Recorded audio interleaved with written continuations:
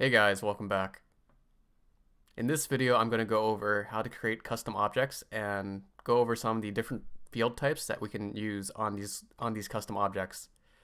So from the setup screen, we can either go from this setup menu where we can there's a create button over here, and we can actually do a bunch of things that we would want to here. One of them is to create a custom object. Another way to create a custom object is to go to the object manager on the top left and go to create custom object on the right side of the screen. So let's just go into that. So as you can see here, it brings up a page where you can create a custom object. So in the custom object creation menu, let's create a custom object called park. And we'll set the plural label to be parks. So this record will store different park records. As you can see here, I set the description as such. And we just want to open a standard Salesforce help menu and keep everything else as default. We'll keep the record name as campsite names and keep data type as text. That's fine. So we also have a bunch of optional features here, and typically we want to allow reports, allow activities, and just for simplicity's sake, just enable all the optional features. And we also want to keep it in deployed. So sometimes, I haven't seen it myself, you would put an object in deployment and configure the object before you would deploy it onto a live server. However, there are a lot of different ways to handle this now. I think this is something that Salesforce added in before they had sandboxes where you can do development before you push it over to a live environment.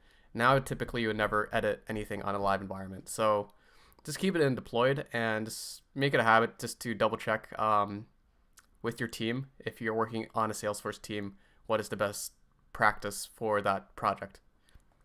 We also want to allow search. What this will do would be allow you to search the object or records in the search bar. It just keeps an index of the objects on Salesforce's side. So we also want to launch the custom tab wizard after saving this object model. This will allow us to have a tab show up in an application for this object. It'll make sense a bit later. So if we just hit save. So now we're on the custom object tab wizard. So we can just set the object as park and set the tab style. We can choose whichever tab style we want, whatever best represents the object you're creating. So they have a few defaults, and you can probably create your own as well. Typically you just pick one. So for example, I'll just pick bridge, and that should be fine.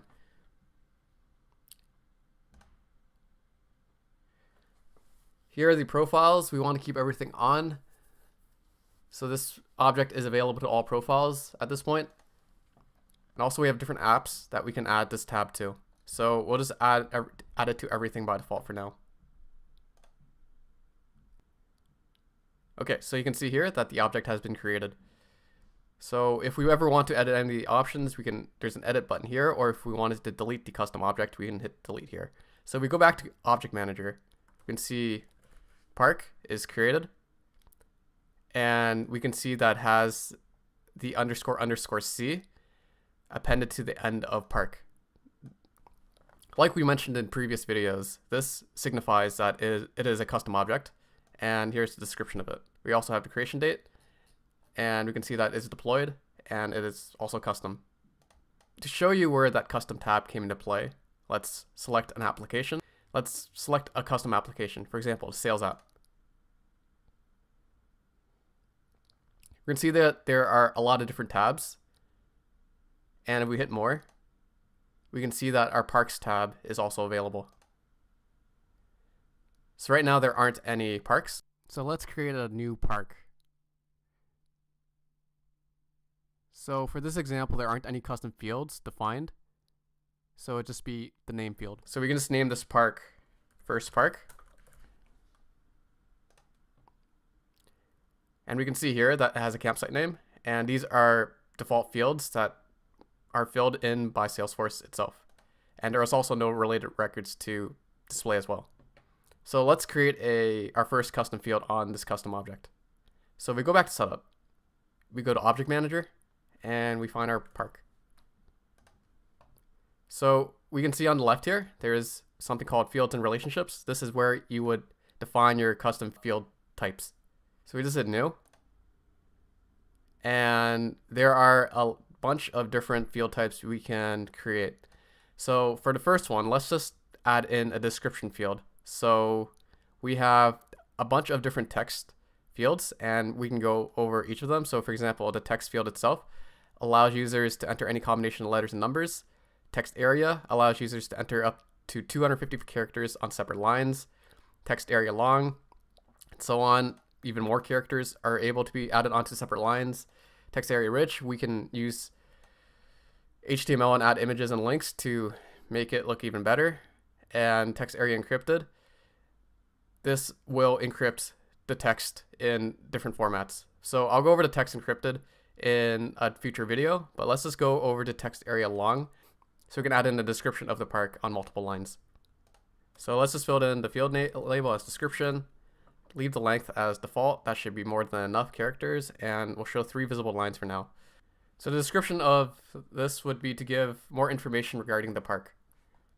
You can also add in help text. So if there are users creating new objects, it will show them what the field would be used for. So we just hit next after we finish with the help text.